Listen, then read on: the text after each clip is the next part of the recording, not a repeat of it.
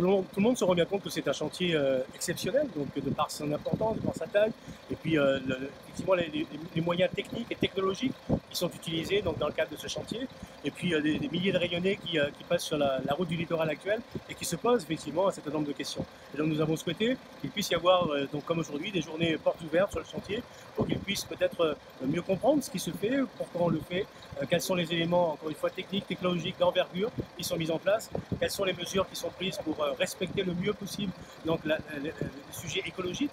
Et donc tout cela donc, nous a permis d'ouvrir finalement le chantier de la nouvelle route du littoral et principalement aujourd'hui le viaduc de la Grande Chaloupe donc à la population. Nous allons organiser à partir de 2018 donc, des journées réservées donc encore une fois à la découverte de ce chantier, à l'explication, aux explications qui vont pouvoir être données par les techniciens. Et donc nous sommes à la fois, nous orientons à la fois pour le grand public, mais également pour les scolaires. Donc l'objectif, c'est encore une fois que le plus grand nombre de rayonnés qui le souhaitent donc, puissent encore une fois mieux comprendre pourquoi ce chantier, comment on le met en place, et quel est le calendrier, quels sont les enjeux financiers. Donc voilà, moi je veux qu'il y ait le plus de transparence possible par rapport à un chantier de cette envergure à la région. Transparence toujours. Va-t-on atteindre les 2 milliards d'euros à la fin de ce chantier, monsieur Robert? Non, nous ne sommes pas du tout dans cette perspective aujourd'hui. Le chantier, le marché tel qu'il a été fixé donc, est de l'ordre de 1,7 milliard d'euros, 1,660 exactement.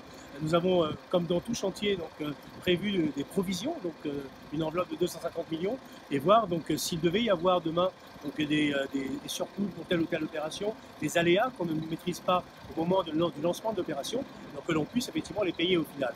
Mais l'objectif, en ce qui nous concerne, c'est bien évidemment de contenir le plus possible cette enveloppe et de faire en sorte que nous soyons dans une double logique, celle à la fois de maintenir le calendrier, parce que je crois que les rayonnés sont impatients finalement d'avoir une nouvelle route sécurisée. Et puis le deuxième objectif, c'est de faire en sorte que nous soyons dans une logique qui nous permette de contenir le plus possible le budget tel qu'il est aujourd'hui prévu.